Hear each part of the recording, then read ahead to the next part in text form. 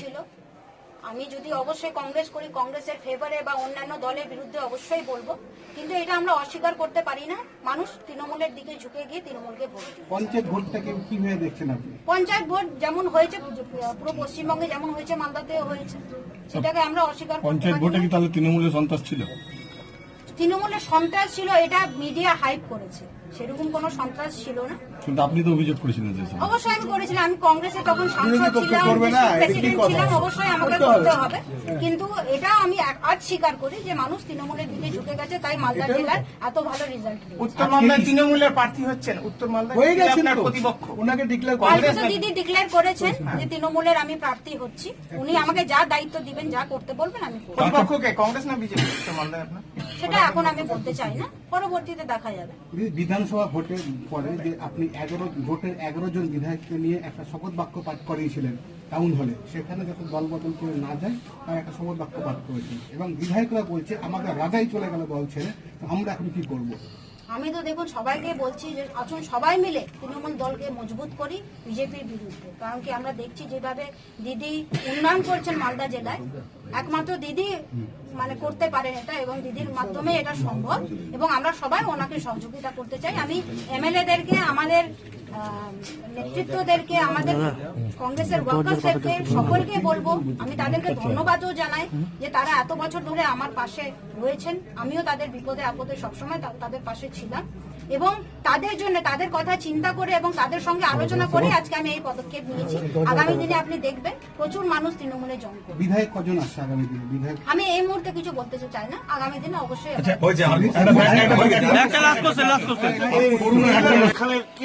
মালদার মানুষ কি ভুলতে চলেছে এই ব্যাপারে আপনি কি বলেন? দেখুন, মালদার মানুষ অবশ্যই বরকত সাহেবকে প্রচুর ভালোবেসেছে। আজকে আমি বরকত সাহেবকে দেখেই রাজনীতিতে এসেছি, কিন্তু সেই সময়টা আলাদা ছিল, তখন কংগ্রেস খুব মজবুত ছিল। এখন এটা আমাদেরকে আমরা অস্বীকার করতে পারি না, এখন তৃণমূল খুব মজবুত হয়ে উঠেছে দিদির নেতৃত্বে। তাই অবশ্যই মালদাতে পুরো পশ্চিমবঙ্গ, তাই দিদির হাত শক্ত করে ধরা আমাদের সকলের দরকার। আমাদের এই দলের প্রচুর মানুষ, আমাদের যারা নেতৃত্ব এখানে আছেন, তারা সকলে আগে কংগ্রেসে ছিলেন। তারা সময় বুঝে ডিসিশন নিয়েছেন যে তৃণমূলে দিদির হাতকে শক্ত করার দরকার। আজকে আমিও তাদের সঙ্গে সামিল হয়েছি। আমরা সবাই এক পরিবার হয়ে দিদির হাতকে শক্ত করব, এবং কালকে যেভাবে দিদি জয়েন করিয়েছেন, শুভেন্দুদা ছিলেন, তাদের নেতৃত্বে যেভাবে আমি কালকেও দিদির কাছে যেভাবে ভালোবাসা পেলাম, আজকেও যেভাবে রিসেপশন পেলাম আমাদের মালদার নেতৃত্বর কাছে, আমার মনে হচ্ছে যে আমি একটা পরিবারের মধ্যেই আছি। আমার খুব ভালো লাগছে, এবং আমার বিশ্বাস আমরা সকলে মিলে ইউনাইটেডলি তৃণমূল দলকে আরো এগিয়ে নিয়ে যাব, আরো শক্তিশালী করব, এবং বিজেপি কোনো জায়গা পাবে না। কালকে সভামঞ্চ থেকে কি বার্তা দিবেন আপনি? কালকে তো প্রথম বড় র্যালিতে, তৃণমূলের বড় র্যালিতে থাকবেন। সেটা তো কালকে বলবো দাদা, না হলে তো র্যালি আমার তো ফ্লপ হয়ে যাবে। দিদি বলছি, কোতোয়ালি ভবনে একটা নতুন পার্টিশন দেখা গেল, একটা নতুন দরজা দেখা গেল, সেই বিষয় নিয়ে কি বলবেন? কোতোয়ালি ভবনে একটা পার্টিশন দেখা গেল এবং একটা নতুন দরজা দেখা গেল। দেখুন, এরকম কোনো ব্যাপার নেই। একটা দলের প্রত্যেকেরই নিজস্ব কনভিকশন আছে, বিলিফ আছে, কে কোন দল করবে, কোনটাতে বিশ্বাস করবে। আগে আমিও ভাবতাম যে কংগ্রেসই করা উচিত, এবং 10 বছর ধরে আমি কংগ্রেসের সাংসদ ছিলাম, কিন্তু ধীরে ধীরে আমিও রিয়েলাইজ করেছি যে আস্তে আস্তে মানুষ কিন্তু তৃণমূলের দিকে ঝুঁকে গেছে, দিদির দিকে ঝুঁকে গেছে।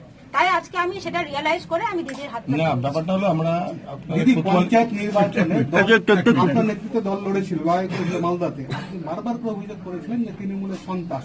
সেই তৃণমূলের থেকে কিভাবে কাজ করবেন? তার জন্য রাহুল গান্ধী তার বোনকে ময়দানে আনছে, প্রিয়াঙ্কা গান্ধীকে। গান্ধী পরিবারের মতো মালদাতে কোতোয়ালি পরিবার, গণি পরিবারে একটা কংগ্রেসের বড় ফ্যাক্টর। এক্ষেত্রে কোতোয়ালি পরিবার বিভাজন হয়ে গেল, কিভাবে দেখছেন আপনি ভোটের আগে? দেখুন, এটা তো কোনো, আমি যেটা আগেও বললাম যে প্রত্যেকের নিজস্ব মতামত আছে, বিলিফ আছে। যদি কেউ এখনো কংগ্রেস থেকে দাঁড়াতে পারেন, সেটা তাদের নিজস্ব মতামত, কিন্তু আমার মনে হয়েছে স্ট্রংলি যে যদি বিজেপিকে আটকাতে হয় এবং মালদাতে যদি উন্নয়ন করতে হয়, তাহলে দিদির হাত ধরতে হবে, এবং তবেই আমি মালদায় উন্নয়ন করতে পারবো। আমার কর্মীদেরকে আমি শেল্টার দিতে পারবো, তাদের বিপদে আপদে আমি থাকতে পারবো, এবং প্রচুর উন্নয়ন করতে পারবো। আমরা আজকে কোতোয়ালি ভবনে গিয়ে একটা জিনিস চোখে পড়েছে, আপনি আপনার এন্ট্রান্সটাও চেঞ্জ করে ফেলেছেন। এটা কি আগে থেকে সিদ্ধান্ত নেবেন? না না, এরকম কোনো ব্যাপার নেই। কিরকম? এরকম কোনো এন্ট্রেন্স চেঞ্জ হওয়ার কোনো ব্যাপার নেই। যা এন্ট্রেন্স আগে ছিল সেটাই হচ্ছে। হ্যাঁ, আপনি বলতে পারেন আপগ্রেডেশন কিছু হয়েছে, যেমন দলে আপগ্রেডেশন হয়েছে, আর changes হয়েছে। দিদি, একটা বিষয় ঠিক যে আছে। মালদাতে তৃণমূলের গোষ্ঠীদ্বন্দ্ব সকলেই জানে, রাজ্য নেতৃত্বও জানে তৃণমূল, এই অবস্থায় কিভাবে সামলাবেন সকলে তাদের তৃণমূলের গোষ্ঠীদ্বন্দ্ব? তৃণমূলের কোথায় গোষ্ঠীদ্বন্দ্ব দেখছেন? সবাই তো একসঙ্গে আমরা ইউনাইটেড আজকে আমরা সবাই মিলে আছি। সাবিত্রী দি এগুলো আছেন, কিছু কিষাণ হাইপ, মিডিয়া হাইপ। কৃষ্ণেন্দু আমরা আছেন। সবাই একসঙ্গে আছি। সিনিয়র লিডার গতকাল সবাই আমাকে ফোন করেছে, আমিও তাদেরকে ফোন করেছি। শুভেন্দু দাও আমাদের সকলকে এক করে রেখেছেন। আমরা দিদির নেতৃত্বে সবাই মিলে কাজ করি। আমরা এসব শুনতে চাই। পার্টি অফিস কি একটাই হয়েছিল এবার? একটাই ছিল, আসার কারণ হচ্ছে যে সামনে যে নির্বাচন আপনারা জানেন, 2019-এর নির্বাচন, এটা খুব গুরুত্বপূর্ণ নির্বাচন। এবং আপনারা দেখেছেন 19শে জানুয়ারি দিদি খুব সাকসেসফুল র্যালি, পুরো ভারতবর্ষের নেতৃত্ব সেই র্যালিতে উপস্থিত ছিলেন এবং বিজেপির বিরুদ্ধে সেই র্যালি, মহাগঠবন্ধনের র্যালি, প্রথম র্যালি, সেটা দিদির নেতৃত্বেই হলো। একটা খুব ইম্পর্টেন্ট ভূমিকা ছিল।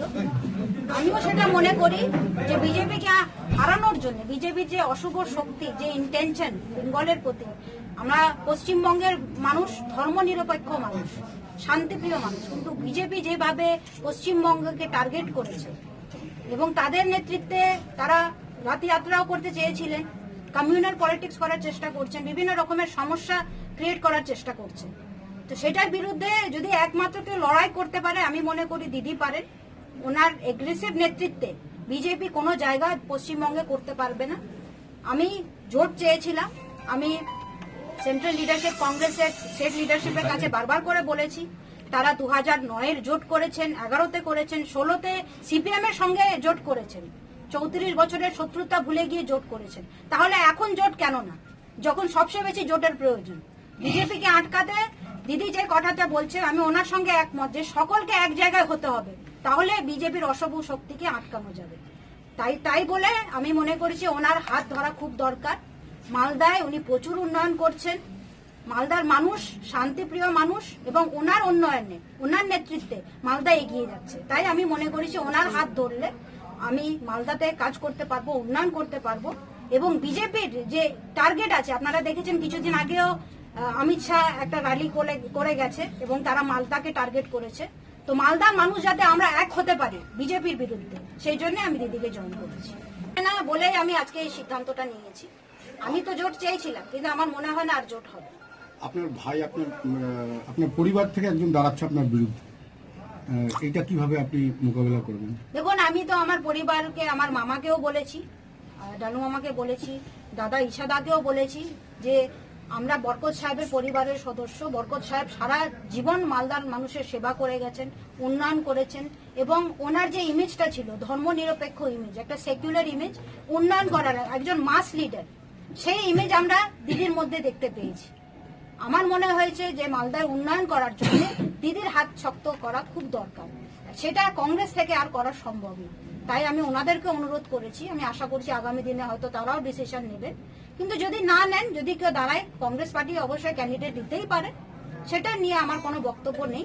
আমার পরিবারের যা রিলেশন ছিল আগামী দিনেও থাকবে। আমি দাদু মামাকে প্রচন্ড রেসপেক্ট করি, উনি আমার গার্জিয়ান। কিন্তু দল আমি তৃণমূল বেছে নিয়েছি, কারণ কি আমার মন বলেছে যে এটাই ঠিক। এবং আমার কংগ্রেসের প্রচুর নেতৃত্বদের সঙ্গে আমি বসেছি এবং তাদেরও এটা সিদ্ধান্ত কি দিদির হাত শক্ত করে ধরা দরকার আছে মালদার উন্নয়নের জন্য।